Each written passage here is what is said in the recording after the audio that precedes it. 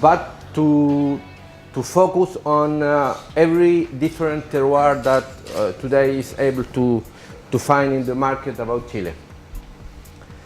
Just very few words about my experience. I was teaching France first during my master in Montpellier, then I came back to Chile, then flew back to Paris, and I made a 4 years PhD terroir in the center of the INRA in Paris. Trained basically by Pierre Becheler, who is the great terroir experience in Bordeaux, and by Louis-Michel Ligebeler, who is one of the great references in Burgundy. Came back to Chile, worked as a consultant for several wineries during 8 years so far, no, 10 years so far. Mainly in the beginning with a great company called De Martino. Conchitoro paid my PhD for a great wines called Don Melchor. And then Errázuriz, Montes, Casa L'Apostol, Matetic, and very nice guys working alongside my ideas during the last 10 years. Hopefully I could work in other countries. And then one day I decided that I need to stop and start to the wine industry. We formed one great project called Aristos with Louis Michel and François Massoc, then the Clos de Fou, and now the Alto Las Hormigas in Mendoza. So I will try to give you an idea using my brain as a consultant, but also using my brain as a producer and a grower. So it's going to be mixed. Chile on 2 words. Chile is really fascinating and complicated, and it's complicated because the country, as you can see in the wine regions, is very, very far, very long. In order you can go from Paris to Sevilla. It's a long distance. And there you will see the north area, what is the Elqui Valley, and then the south, what is Malleco. Knowing that there are vines now planted more south and more north. That means that you really have a huge diversity in terms of climate. And climate is a very difficult topic to understand. It's important to know that so far in the world there is only one person in the world who has made a PhD on climate, on wine climate. Jorge Tonieto from Brazil, who made it in Montpellier. That means that it's not because people don't want to do it, it's because it's really difficult to understand climate for vines. Because always it's complicated. You know, somebody will tell you this is coming from a cold climate. What means cold? It's very complicated to get that. And that is a major topic here in Chile because we got many cold climates, but we're trying to figure out what means this cold in our wines. So we need more time to understand wine in terms of acidity, pH, and whatever, alcohol. Then the geology, you got the geology when you take the car yesterday from Santiago to Zapallar. Chile is about mountains. Mountains everywhere, different kind of mountains. One mountain, we are here in one coastal mountain range called the Coastal Mountain Range. It's very, very old, 120 million years to 280 million years to 400 million years, depending where. And then if we go to Mendoza, just from Santiago, you're going to see it tonight, you're going to be in the Andes mountain range. Very new, like the Everest, 80 million years, but super strong and very important in terms that get a big influence for the climate and for the kind of soils. And then in between, there is again more mountains. Apalta, Isla de Maipo, all these kind of places are mountains. So Chile is a mountain country. That makes it more complicated to get maps, to grow vines and to understand, you know. The industry is still young. We can say that it's about 50 years, but really it's 20 years. And really, really hard, 10 years. So young industry, that means we are getting experience more and more and more, and more new winemakers with new ideas, personal ideas.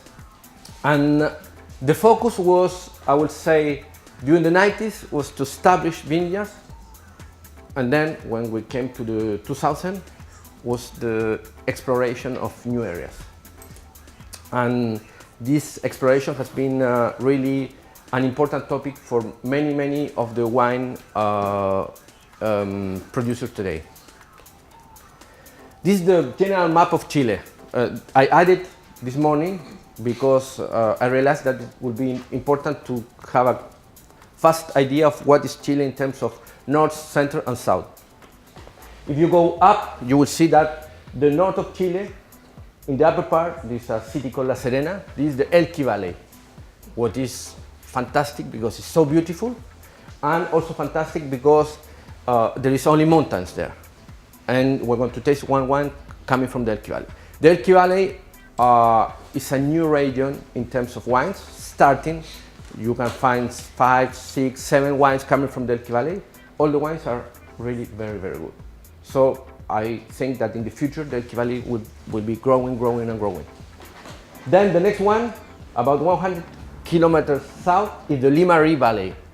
Limarí has been established 15 years ago. Now you can find around 20 wines coming from the Limarí, and Limarí is one of the key points today in Chile. Everybody coming from outside tasting the wine would say Limarí has a terroir sign. It's maybe one of the places that the terroir shows better. Super mineral, salinity, fresh wines, great Chardonnay, very good Syrah, very good Pinot Noir, and winemakers are pushing Limarí more and more and more. Little by little, because if we push too hard in the beginning, we can break the wine. But Limarí is an amazing place. A little so far, I will be happy to produce a wine from Limarí. It's a little far away for me now, I live in the south, but it's a fantastic, fantastic place to take the wine. Then there is another little place called Choapa, very new. Choapa will be, because here, in fact, there is a huge area there, an area without vineyards. I have been many times there looking for planting, and should be fantastic, but nobody has gone so far to plant it there.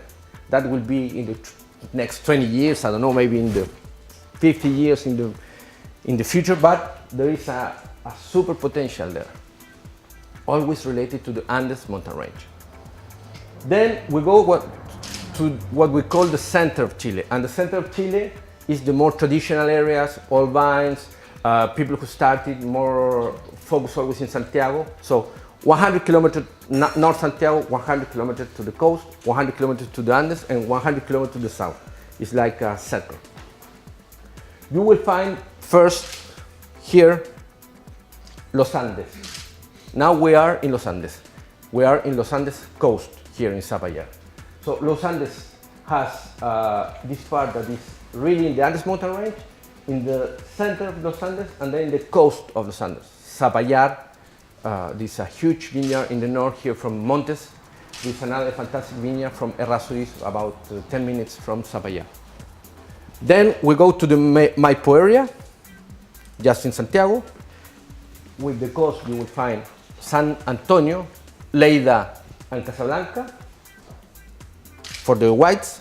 Then Cachapoal, Alto Cachapoal, Colchagua. That's very well-known places for Chile. Colchagua, Cachapoal, Maipo, Casablanca. Maybe are the most well-known places in Chile so far, and the more traditional areas. And then, again, like the north, we go south to Curicó, Maule. Yeah. So the Curicó Valley, very old, traditional, not so many wines so far, mainly growers. Then Maule, and Maule is fantastic because Maule is the old traditional place, 100-year vines, 80-year vines, never irrigated, great wines, and Maule is starting. And the heart of Maule is here in the coastal mountain range, and it's called Cauquenes. A river, then another place fantastic, is the same like Cauquenes, it's called Itata. Cauquenes, Itata, Biobío, and we end in Malleco. So very, very different climates. Malleco, very Burgundy. Biobío, very Sonoma coast in front of the Ocean Pacific. The center, we got different climate, and the north, very dry and very cold. So that's a fast idea of what it is. This is the north, if we look. 3 main climates. That is my idea of climates, knowing the wines and the ripe seasons. So when you're going to buy a wine from the north, it's very important where, because the terroir will show completely different if you really are in the Andes mountain range, very high in altitude, if you are just in front of the coast or in the middle. That's why there is now a new appellation system called Andes entre cordilleras, what means between mountains and in the coast. So this is not important. I will give you the PowerPoint so you get all the information. But what is important is that climate change in a dramatic way for the vines growing. More dramatic is here. Again, this is not important so far. What will be important is to get that.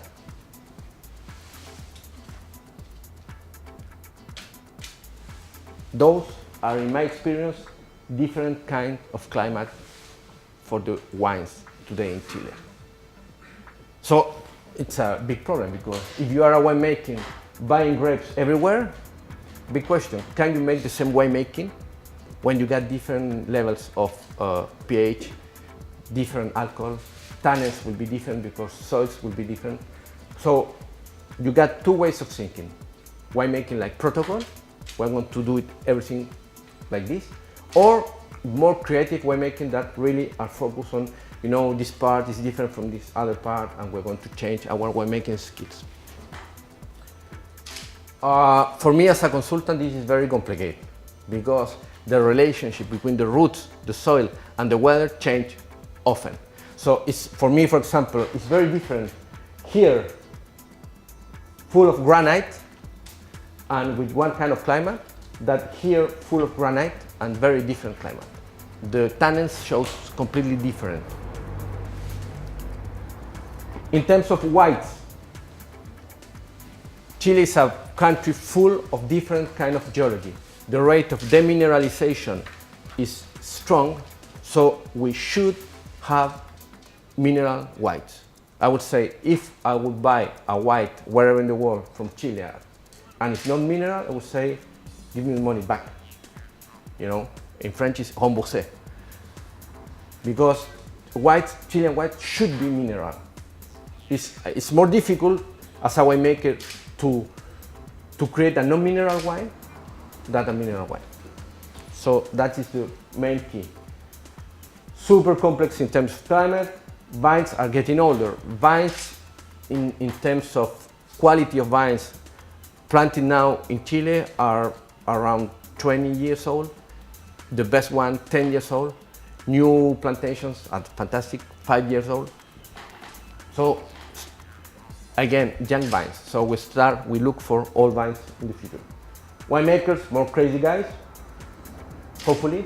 Best is to come, Sauvignon Blanc, Chardonnay. But Sauvignon Blanc today in Chile is very, very creative, different styles. We're going to taste 3 different Sauvignon Blancs and very good quality, high quality for Sauvignon Blanc. My experience and my opinion in Chardonnay is that we can be super good on Chardonnay, but we need to understand more Chardonnay. We're going to taste one Chardonnay coming from the Andes mountain range, and we're going to taste one Chardonnay coming from the Pacific Ocean. So cold and cold. Cold because it's very windy, like here in the morning, like today, and cold because we are in front of the snow in the altitude in the Andes mountain range. Super different in terms of acidity, in terms of pH, in terms of alcohol, in terms of style. But both very good Chardonnay. Riesling. Nobody so far have really made a super serious job in Riesling. Anyway, Cono Sur produce a very funny, very sympathetic, how do you say sympathetic? A nice Riesling who always won a beautiful medal on the counter. And this Riesling is making like this, you know. Potential for Riesling in Chile is huge, mainly because we are full of granite and we have the same climate that in Alsace.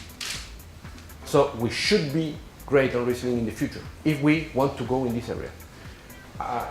So far, nobody has worked in Albarino, nobody is working in Vermentino, so there are many, many possibilities to go to mineral whites. We're going to taste first a Sauvignon Blanc from a producer called Coile. It's an old family from Chile. The family is the Undurraga family. This plant is located just in the coast, around 200 kilometers south Zapallar. It's a very beautiful vineyard over granite.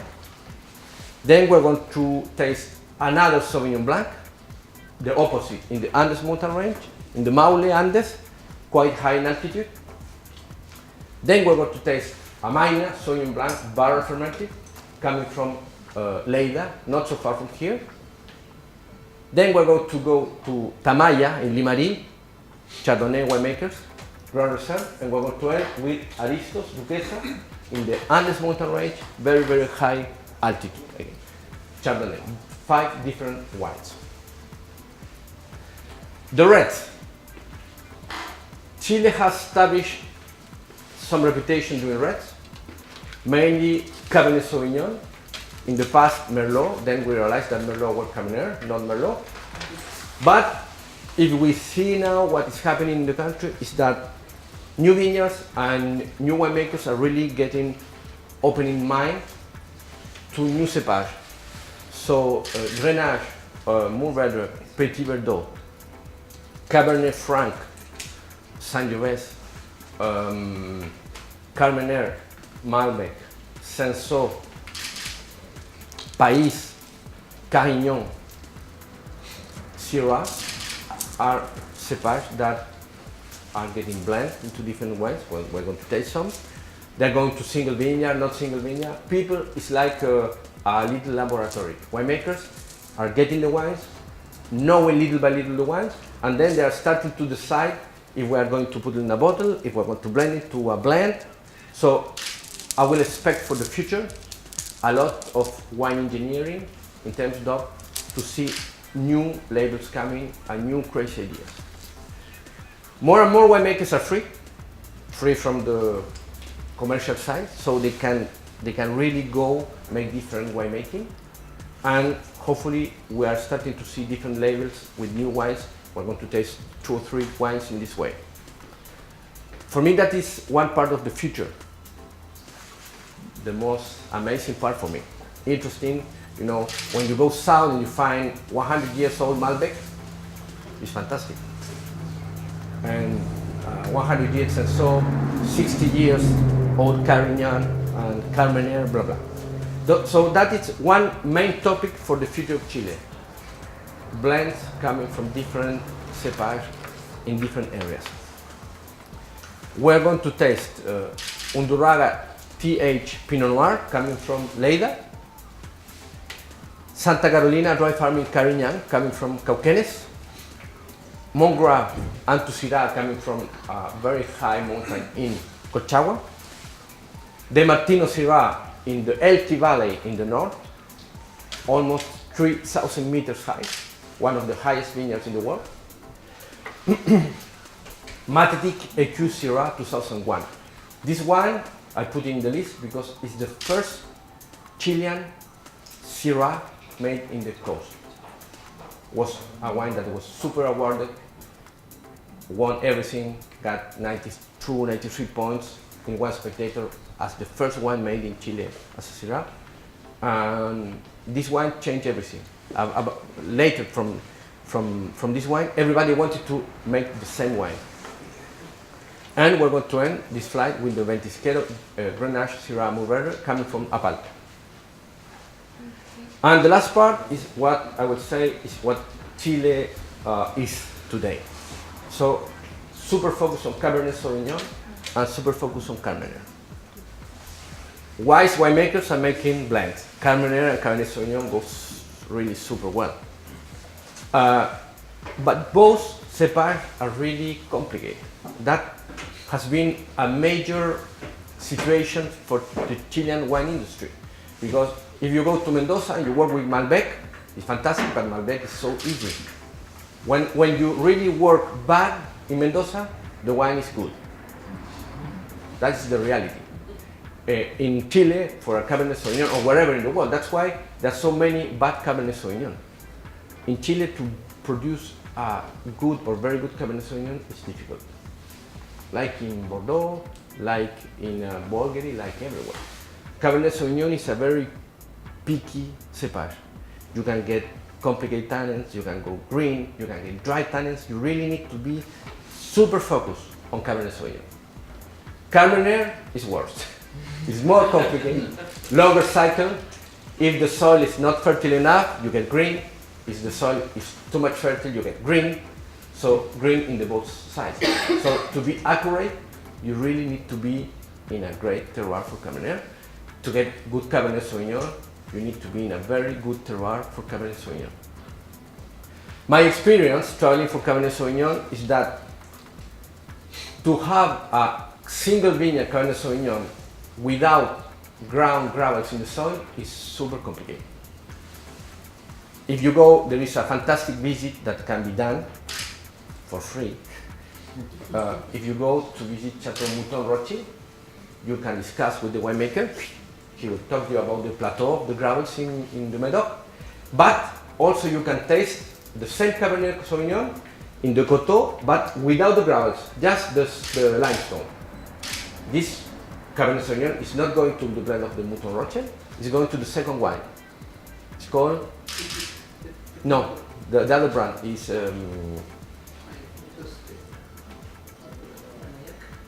no, it's not. The largest brand name? Yes. Mouton Carré? No, it's not the Mouton Carré, it's another one. But it's the same vineyard. The plateau of gravels is going to the Mouton Rothschild, different microsector. Then when you lose the gravels, same climate, limestone, another brand. Very easy, you lose the tannins. You go to dry tannins, hard tannins. That happens everywhere. I was super intrigued with Bulgaria. I went to Bulgaria, I made some pits to see what happened. I went to Ornellaia, I talked to the winemaker longer. I say, hey guy, I am here only to know if your Cabernet Sauvignon is good or not good. And the guy said to me, no, it's very good. Okay, but again, I am flying here just to talk with you because I want to know the reality.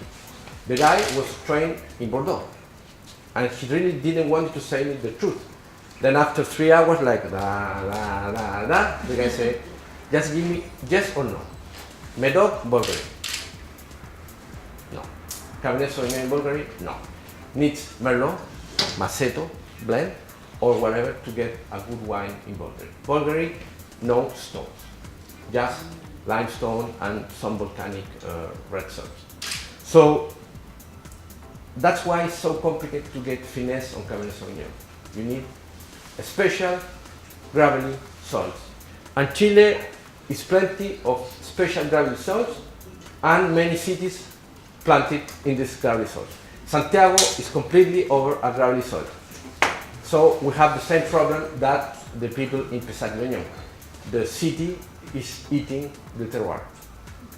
So gravelly soils for Cabernet Sauvignon, Aconcagua, like Eduardo Chadwick Seña, for example, Alto Maipo, Almaviva, Viñedos Chadwick, who want to taste Viñedos Chadwick and Don Melchor, Alto Cachapoal, like Altair, we're going to taste Altair, Chateau Los Boldos and other players.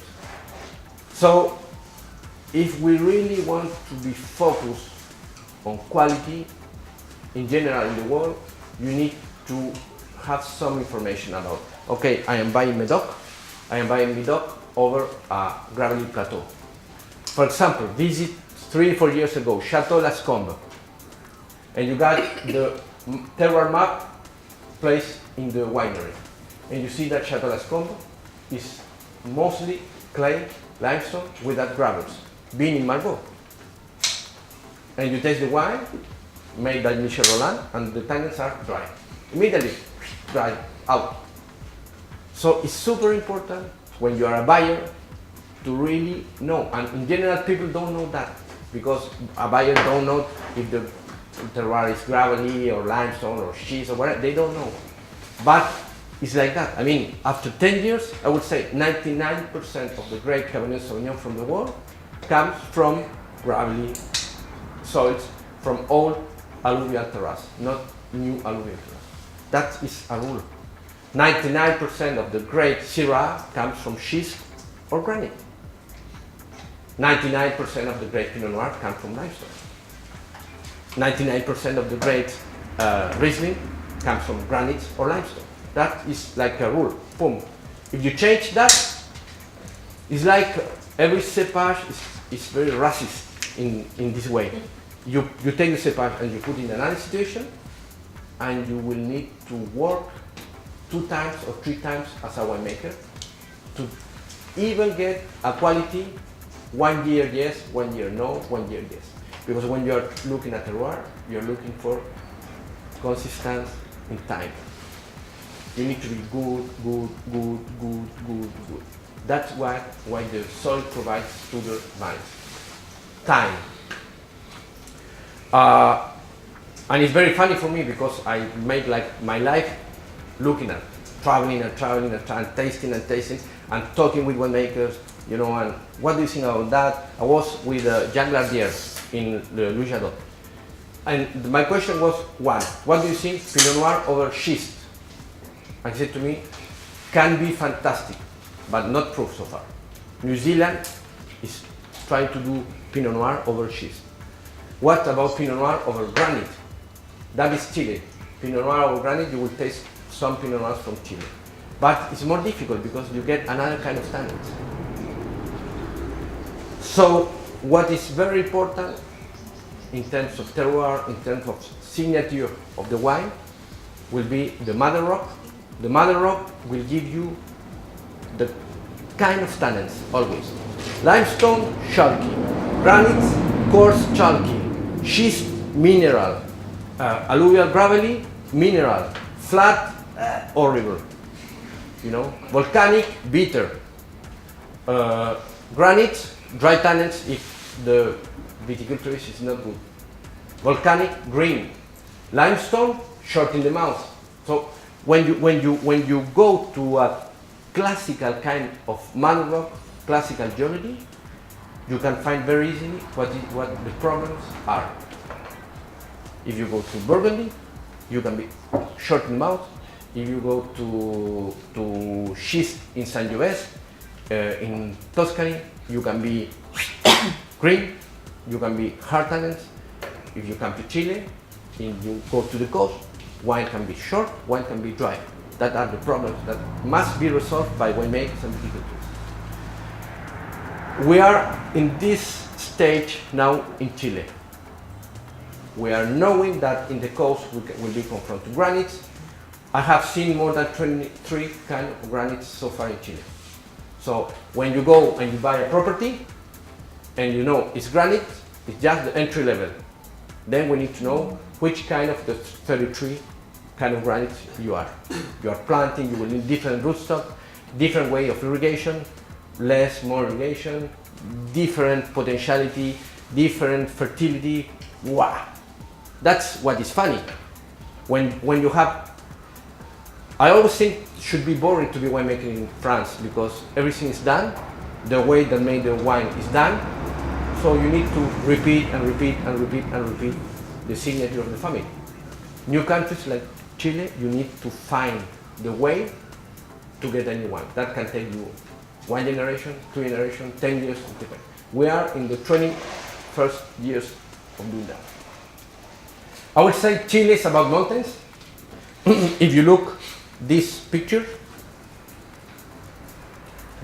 shows you what Chile was in the past. One mountain without grapes, another mountain without grapes, and then what is in the middle of the mountain full of grapes. We don't want that anymore. In general, for example, in my job, I don't accept when people phone me and say, I need you, can you help me to plant, design a new vineyard here? No, I'm not interested in doing that. I'm interested in doing it in the slopes. In the 90s, I can say 95% of the vineyards in Chile were in the valley. If you go now and look, you will say 70-30%. So, for example, if I look at wine in my cellar in Concepcion, maybe I have some few wines from the flat, and all the wines are from this beautiful geology. Chile have the more complicated geology in the world because of the Andes mountain range and the coastal mountain range. And of course it's complicated for us because we get so many earthquakes, like in Japan. earthquake, earthquake, earthquake, every time, earthquake. So there is a reason for that. If we go to the Andes mountain range, there are limestone, schist, many kind of volcanic granite. If we come here in this coastal, yesterday we were in the where we were in the night, in the asado, in the barbecue. The soil seems granite, but the pH is 8, so it's more limestone than granite. Coastal is super heterogeneous, Andes is super heterogeneous in the mean. That means size. Again, we're going to taste wines. If you're going to look, for example, for one wine, how many cases they produce, people who's making 400 cases, you will find few in Chile. It's the future, because when you get this kind of diversity and heterogeneity, the only way to really improve is to go to micro. If you go and buy a wine who's making, for the same wine, 10,000 cases, you know that the wine can be split on 3 different qualities. So that is another tip for the Chilean wines. So we're going to taste the wines, and the idea is to talk about the wines and the terroir that the wines are coming.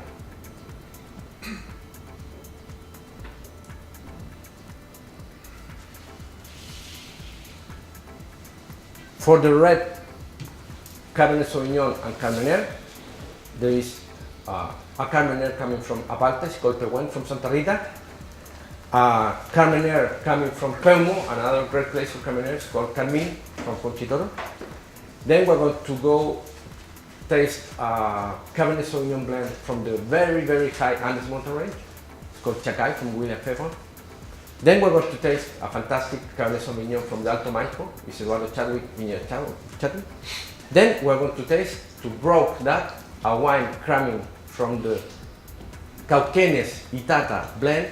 It's a Pais with Carignan, Clos de Fou. And we're going to end with a great Cabernet Sauvignon we tasted yesterday night in the barbecue. It's Altair. That will be the one.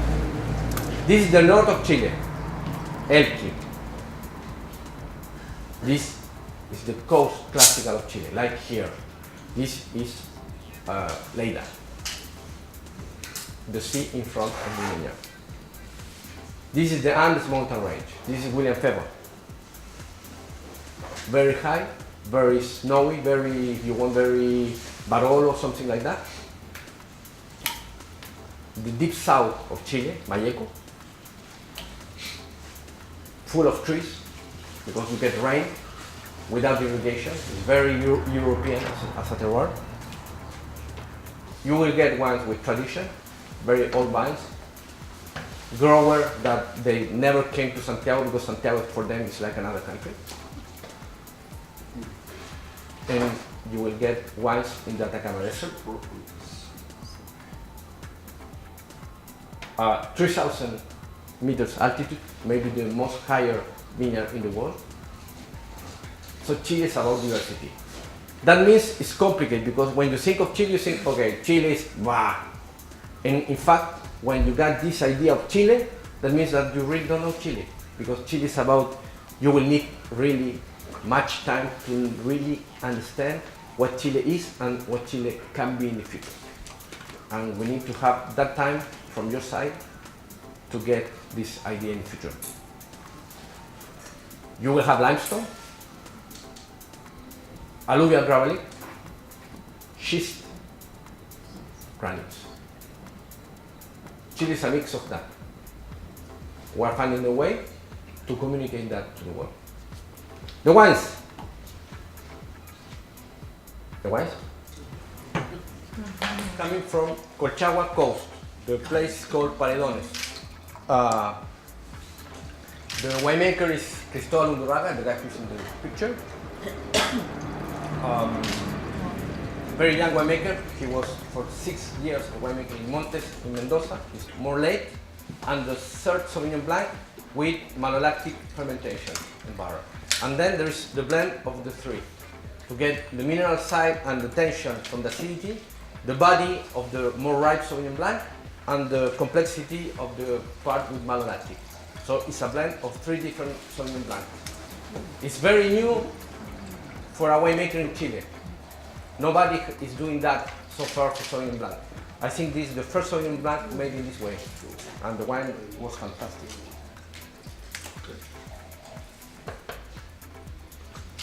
The vineyard is located just there. That is a little map. This will be where Santiago. Now we are here in Zapallar. So this Santiago, you go south to San Fernando and you go straight to the coast. This is the Paredones vineyard. This will be the soil. Classical clay with granites. So the terroir is a geological granite, fractured in layers, so roots going into the rock.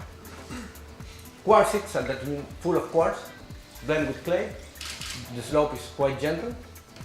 Climate is coastal, windy, cold, very dry, you need to irrigate. Medium sunny, because like this, you get all the morning with this fog. Total production is 500 cases, and the price is $80 FOB case of 12.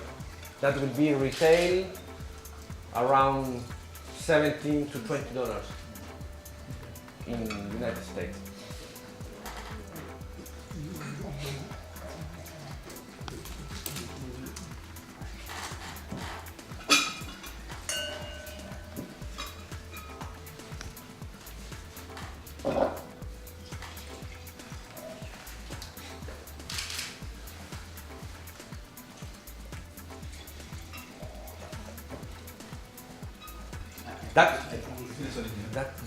That's why I select the wine. The malolactic side and the combination of the blend provide you as a Sauvignon Blanc not only the aromas, but only the mouth. Yeah. You get the mineral side, the tension, and it's long in mouth. That should be the future for Sauvignon Blanc. Yeah, I think the mouthfeel in this kind of wine is quite different from another one that is highly aromatic. Yeah. By the mid palate, they tend to fall down, and this one is the opposite. It's the opposite. And it's not because the terroir is fantastic. The terroir is a classical, very good terroir. It's because the winemaker is super clever and he understood the way that make the wine. So what the guy decided to do is, split the vineyard on three different soils. The shallow soil, that means less fertility, is picked very early because you don't have the fertility to end the cycle. So you get this nervosity, the tension, the acidity. Then the best terroir is split on two. One part a little overripe, I would say, little overripe, and then classical fermentation, like a single vineyard. And then the other part go to malolactic or to the barrels to provide this complexity and the mouth. And then he will have 3 different tanks and the blend. And the blend is not just 1/3, 1/3, 1/3. The blend will change every year. Yeah, that's what I'm asking. Yeah. You got the components, then you need to cook. Yeah, right. What is very evident, but nobody's doing that. I don't know why, but it's super evident. I mean, it's like to cook.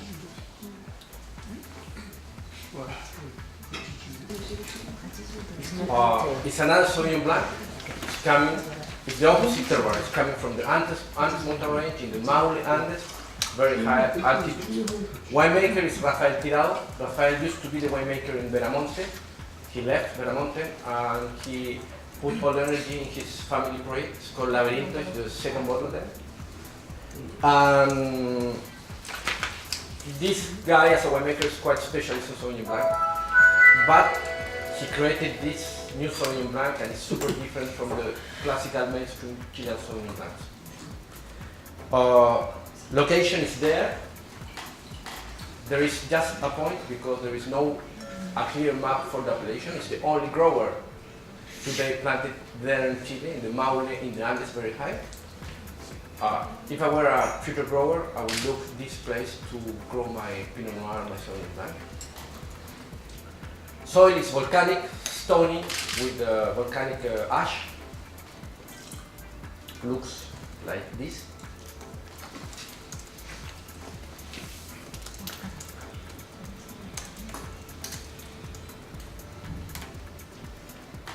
And the terroir will be volcanic, again very fractured, plenty of stones, volcanic ash in the surface, stony, silty, clay, medium slope. Climate is super different. It's Andes, mountain range. Mountain cold, that means very, very cold, especially during the night.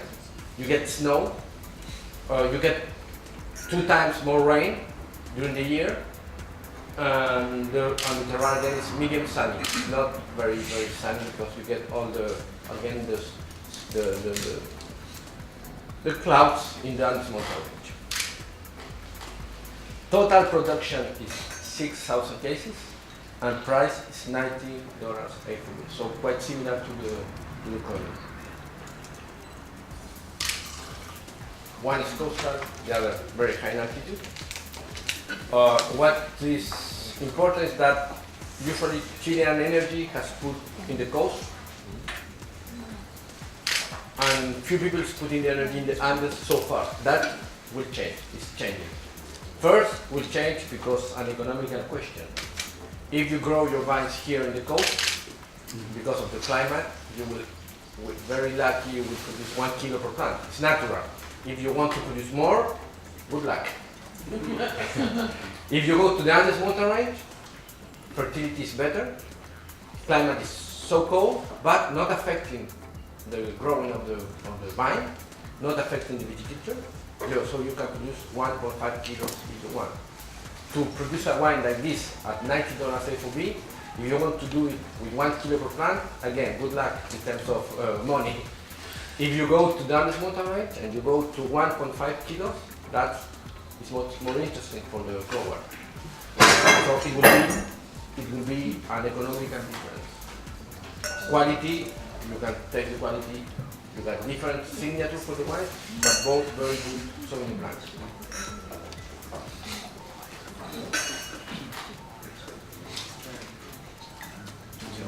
So it's a Sauvignon barrel fermented from Lleida, the winery Amaina. A very beautiful winery. They produce total 10,000 cases. It's the perfect size for a Chilean project. 10,000 cases, very focused on terroir, nice people. And the place will be there, just quite near to the Maipo River. So the terroir is really very complex because you will have gravels in some places, limestone in other places, granites full of quartz in other places, and clay granites in other places. That means everything in the community. Soil for this Sauvignon Blanc, we don't have the beautiful color, but would be like this: granites, stony with granites, super fractured. The wine is a blend from granites that get these layered fracturations of the rock, and then granites with clay. So it's a mix of 2 terroirs. Red oxidated granites, super quartzic, so full of quartz. Climate is coastal, windy, cold, dry, medium sunny, so like the Paredones climate. Total production is 1,000 cases, price 150 FOB for the case. And so far few people is doing barrel fermentation for Sauvignon Blanc. A minor signature always for the winemaker is to get the harvest late, so the wine is more ripe. It's a ripe Sauvignon Blanc. Okay, so 3 different Sauvignon Blancs, 3 different way of doing it, different terroirs. 2 Sauvignon Blancs are coming from granite, that means the Coile and the Maina. 1 Sauvignon Blanc is coming from volcanic. Andes, coastal. This is what it is today. Why I selected the wines? because I think that we are starting to be more creative doing our wines for the Sauvignon Blanc. Not just the very fast Sauvignon Blanc, pa pa pa pa, boom, out. Now we are starting to in the way. ¿El mejor cuál era? The best one? The first one, yeah. The first one? Manrico first? I like very much the first one. The second one as well is, I find that it has a little bit more, yeah, it has a very good acidity, the second one, but maybe the first one is a bit more pungent. You feel it fresher, but this one is very fresh as well, but involved with more meat. In the sense that meaty taste, I mean it's not meaty, but it's got more, it's got very much a lot of fruit, well balanced, but it's a bigger guy than this one. This one is maybe more delicate, different styles. The first one is more working. Yeah. You create the bigness working. Yeah. The second one is a single vineyard, 100 terroir. Yeah. The volume is because of the place, not of the winemaker's skill. I will have this with the beautiful ceviche, Yeah. fresh, and this I will have it with a big fish, a big kind of fish, like whatever, tuna for example. So the next wine is Viña Tamaya. It's coming from the north, from the Limari coast. The wine is called Winemaker's Gran Reserva, and it's 2011 Chardonnay. The place is here. Here's the city, Ovalle, one of the most horrible cities here. Never stay there. Never. What's the name again? Ovalle, there, Ovalle.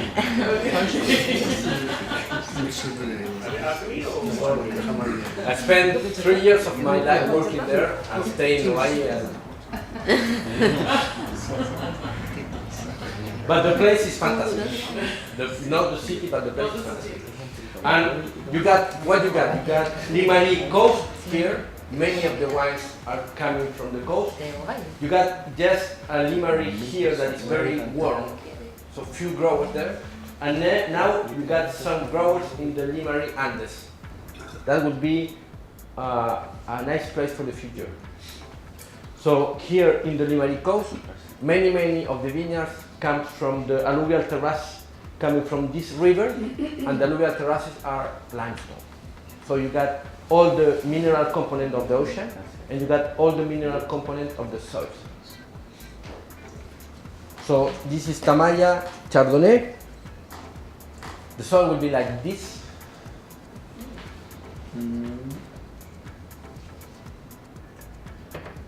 And the terroir is a mix between two rocks that are very similar. Come from the same family, but the quality of the wine is very different if you are over a granite or a granodiorite. Very stony, fractured, red oxidated again. Slope is gentle, and climate is coastal, windy. And here in Limari it's not windy, it's super windy. I mean, you are just in working in the summer, and the wind get you freeze. Super windy. Cold, dry, and sunny. This is the classical Limari terroir. 2,500 cases, price $90 A4B. And what is important about Limari is that the terroir is very limestone, but is with round gravels. So you get the active part of the limestone free for the vines. So you get the chalkiness from the roots, is available, and you get that in the wine. Last Chardonnay.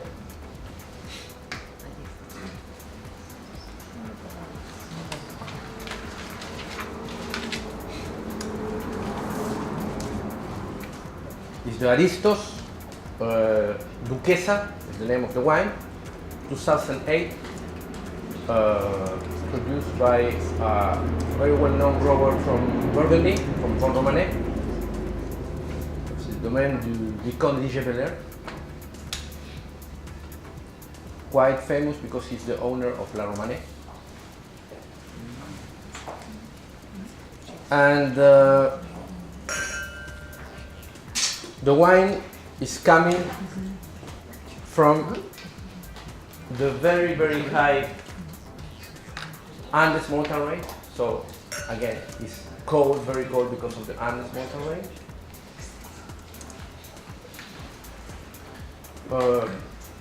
Almost 20 years old vines. Soil is gravelly, stony from an old alluvial terrace. So the terroir is alluvial colluvial, super gravelly, stony, gentle slope. The climate is Andes mountain, very cold because of the altitude. You get very easy snow there. Dry, medium sunny. And the wine is a blend of two different microsites in the vineyard. So we pick the Chardonnay from the very shallow part of the gravels early, and then we pick the other part of the Chardonnay later from the more deep gravel soils. Total production, 10 barrels, 24 years, 24 months in the barrel. Nathalie and François Frère. Price, $500 case FOB 12. What is funny to say is that you get this kind of complexity and quality in the Andes mountain range, but if you look over the vineyards planted in the Andes mountain range, today in Chile there are only 2 vineyards planted there. That means a huge possibility to buy properties and plant. 2 vineyards, this vineyard and William Fabre vineyard. And the William Fabre Grand Cuvée Chardonnay is fantastic also. No? Normal quality. Malolactic? This wine. Yes, 100% malolactic. Little bit oxidation. A little oxidation? Yeah. Well, I was going to mention that since it's 12, but it's oxidation. Myself, we call it controlled oxidation, in the sense that the wine has gone through a period of micro oxidation that gives the wine the opportunity to age very, very well. It will keep. It might seem sometimes that the wine, when we smell it, maybe it's over the hill. To me, it's not at all. On the opposite, because it's very much alive. It has a lot of fruit, high acidity, minerality. The other wines fell apart Flat. right away. It's very much, when we compare, it's very much this kind of vinification is like when you keep a baby away from at home and you don't bring him outside. As soon as you take him outside, the baby gets sick. This baby has been brought up right away in contact with air. So the wine has been prepared to age well, in my opinion, because in the past we were very much, probably was lack of acidity in the wine as well. Completely. Would you change it more like the people marker of some flavors? Yes. Yes. Yeah. The wine is made to age, and the winemaker is from Somasoc, and François was living for 6 years in Burgundy, so he lives with his barrel, so he's always looking at the wine. You know, for the earthquake, he went first to the barrels and then to the family, and that's it. That means the idea with the whites was to show you that Chile provides minerality, Chile provides good quality and very high quality for whites. The problem is that we are starting now to realize that in Chile. But we didn't know it. For example, for Chardonnay, the classical idea is Chardonnay in Chile is flat, it's not interesting. People was abandon Chardonnay. This would be the soil, super clay, oxidated granite, super steep slopes, 250 meters high in altitude, 4,000 cases. Price is 84. And the wine is called Ventisquero Grey. One very important part of this wine is the consultant winemaker who is a very good friend of Felipe. They are working together for 10 years. He's from Australia and it's John Duval, who is a gentleman. Very smart, gentleman, nice guy to work with. No barrel, super clean, pure blend from Apalta. Again, the granite in the mouth. The first one is coming from the Apalta in the Colchagua Valley. But Carmenere, to grow, Carmenere, has a very long cycle. So Carmenere needs to be planted in a very fertile soil. If you don't get the fertility of the soil, you won't get the chlorophyll too much longer, and the wine will be green. So you need to have a big reservoir in the soil in terms of fertility and water. That's why Carmenere always, or almost always, is planted in a flat area. It's maybe one of the few real cepage that grows better in the flat than in the slope. The first one is made by Santa Rita, coming from very, very old vines, 80 years old vines, in the flat area of Apalta. It's a fantastic vineyard, just in front of Casa del Apostol. The wine is made by this guy who's in the photo. It's called Andres Ilavaca, who is a very solid winemaker, a very quiet, shy, and clever winemaker from Santa Rita. We don't know if he's rich or not. Nobody knows nothing about him. He don't speak with people, so he's very quiet. Unless he's arguing. Sorry? Unless he's arguing. Unless he's When arguing. he's arguing, he speaks things that you get. Yeah, Wow. yeah, that's true. And this is a classical. This is the picture of the property. Very old vines, coming from classical granites, fully in decomposition, flat. You get water in the soil during the winter. The soil gets dry during summer. That's why vines can grow without irrigation, because you got the water holding content from the winter. 1,000 total cases. I don't get the price. I think should be around $250 if it be the case. And it's a very well-known and very famous Chilean Carmenere. And Carmenere has been the key part of one of the most well-known Chilean wines, icon wines. It's called the Clos Apalta from Casa del Apostol. The Clos Apalta is a vineyard. In fact, I will be very honest. This picture is coming from the Clos Apalta. So this picture is coming from the great Carmenere from Clos Apalta, because I don't got the picture of the Santa Rita. But they are together, both. It's the same. And the Clos Apalta is made 70% of the old Carmenere, blended with some Cabernet Sauvignon, some Merlot, to get some. This is classical signature of Carmenere in Apalta. Classical. And the next wine is the classical signature of the Carmenere in Peumo. So the difference, you will see, this is Apalta, flat terroir. The next wine is here, flat terroir. Super similar situation in terms of the soil, with water, deep soil, blah, blah, blah, blah. The only difference is that the rock that provides the soil is different. It's not granite, it's granodiorite. And the wine is called Carmín de Peumo. It's maybe the most famous Chilean Carmenere. It's an icon wine from Conchitoro. This is Pechopalo Ignacio Ricabarren. This is a really crazy winemaker. Super, we don't know. That is too crazy, maybe. Funny guy when he wants.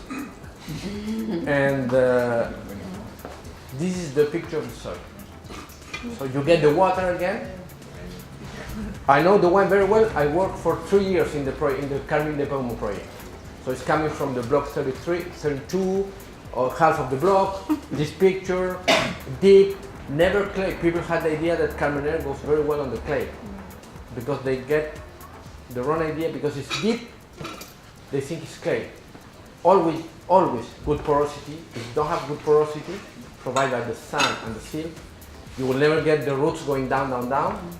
So you will never get the energy to long period growing season. Deep colluvial granodiorite terroir. Soil is silty clay, deep, flat terroir. Climate is warm, windy, dry, never irrigated again. Sunny. Total production is 800 cases. Price is 600.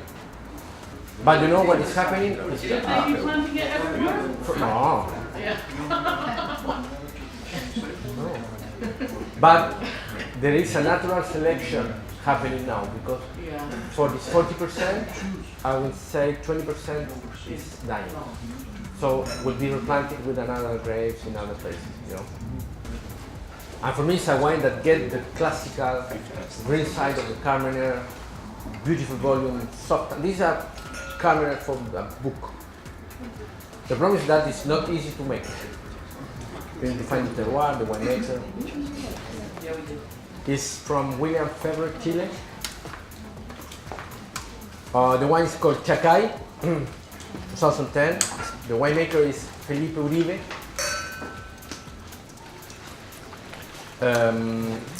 And it's a special wine because the vineyard is coming from the very, very high Andes mountain range. It's maybe the first or the second most cold and high altitude vineyard planted in Chile. The wine is made by Felipe Uribe and Alberto Antonini, and the wine comes from 6 different micro terroirs. So it's a blend from 6 different microsectors in the vineyard. Each microsector is about 2,000 kilos, and then there is the blend which is made. The vineyard is by far the most high Cabernet Sauvignon vineyard in the Alto Maipo. So normally you get Almaviva there, Viñedo Chadwick there, Don Melchor there. But if you go up in the Andes, up to the frontier with Argentina, you find this vineyard there. It's a fantastic, it's about 20 years old vineyard. So how high is it? How high is it in terms of altitude? Should be 950 meters high. But the difference, because you can get high altitude in Mendoza, but here, you see the form? It's not because you are near the Andes mountain range. You are in the Andes mountain range. It's like the Chardonnay, Aristos with there. The Andes mountain range starts there. So you are following the La Quebrada, the creek. You're going up, this mountain. So you go up. It's very steep. Very steep. When you go to Uco Valley in Mendoza, you go for about 70, 80, 90 kilometers. You are going slowly going down. You don't notice. Here you notice because it's very steep. Somehow the Andes mountain range in Chile is like this, and in Mendoza is like this. So you are higher in Mendoza. In Mendoza it's soft. I see. In Chile it's like this, you know? Yeah. When I was doing my PhD, my advisor, he asked me to calculate the strongness of the river, taking the origin of the river and the distance because of the size of the gravels. And when I get the result, he said to me, it's wrong. I said, no, it's not wrong. Do it again. So I do it again. He said to me, Pedro, it's wrong. So he do it, he saw the result, said, it's impossible. I said, no, it's not impossible. It's because the Andes mountain range, you get to 6,000 meters in a short distance. So the speed of the river when it goes down after the glaciation is terrible. That's why you bring these big gravels. Wow. That means that in the future Santiago will disappear. For the next glaciation time, ciao. Bye bye Santiago. For sure. In the future. Yeah.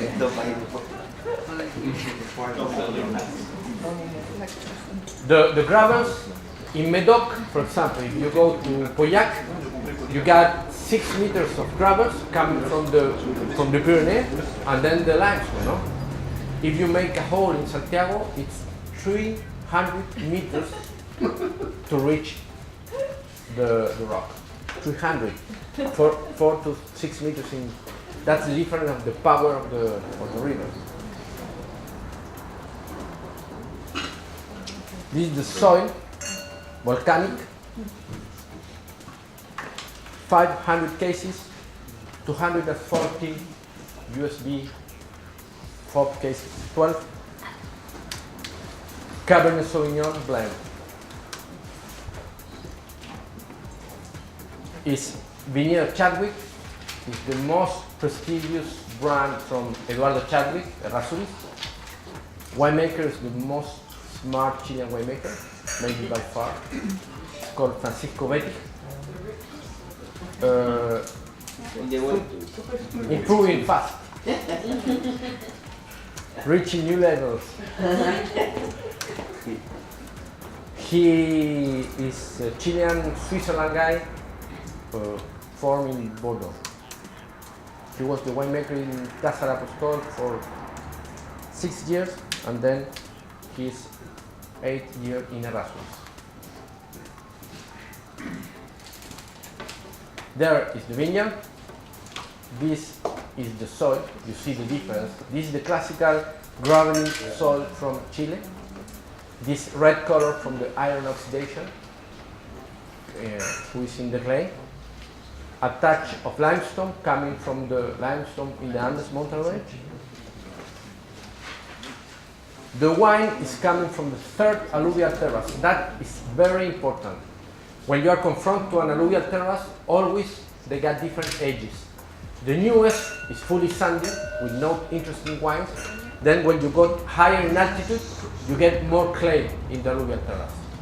For instance, if you go to Medoc, Medoc is split on 6 alluvial terraces. All the Grand Cru are coming from the 3rd alluvial terrace. In Chile it's the same. We are spreading 4, and all the great Cabernet are coming from the 3rd alluvial terrace.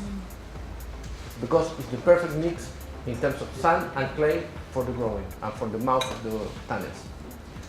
Total production 1,500 cases, by far the more expensive Chilean wine. With the same winemaker who made the Aristos Duquesa Chardonnay. I put it here just to go back to the basis. This is a wine without oak. It's a blend coming from Itata and Cauquenes, from never irrigated vines, very old vines, no oak, and a blend from País, what is considered the most vulgar and no quality cepage in Chile. But it's a País coming from a fantastic terroir, and Carignan, a touch of Carmenère and a touch of Malbec. The wine is not ready. It was just bottled 1 month ago. It should stay at least for 6 months in bottle.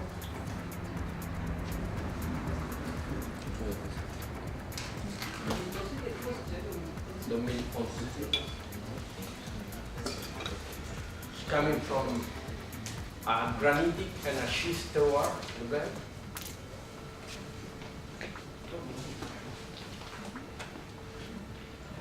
Total production 500 cases, $80 FOB. The wine is sold out. And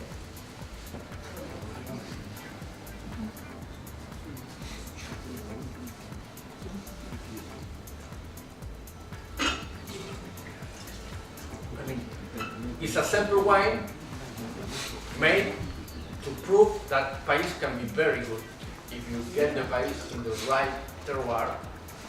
It's a wine without intervention, no tartaric acid, made in a very burgundy way with all Carignan blended for the acidity. Simple wine, fresh wine, easy drinking wine.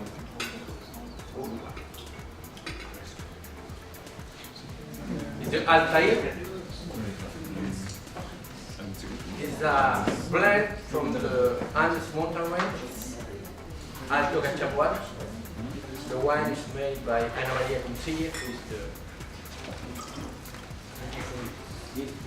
super rich woman in the picture. Creo que vi que era 2009 la botella. 2008 era, ¿no? No, 2009. 2009. Ahí dice 6, It's pero 2009, not 6.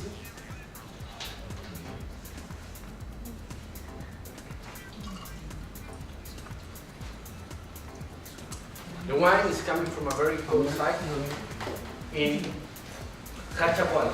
To get in the mind for Cabernet Sauvignon in Chile, Alto Maipo, gravity soil fantastic. Alto Cachapual, gravity soil fantastic. Alto Aconcagua, gravity soil fantastic. If I were a buyer and I want to buy beautiful tunnels, 1, 2, 3. Alto Cachapual, Alto Maipo, Alto Aconcagua. Always gravity with chalk in the middle. Fantastic terroir.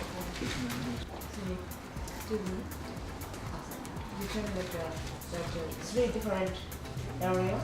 Yeah. Alto Maipo. Going north to south. Alto Aconcagua. Aconcagua. Okay, we are here in Aconcagua. Okay. So if we go straight to the Andes mountain range, this is Aconcagua. Eduardo Chadwick, Errazuri, Aconcagua. Then in front of Santiago, Alto Maipo, Maipo. Alto Maipo, and then here Alto Cachapual. But it's not a late one. The name, there's the name. Wines of Chile, the natural choice.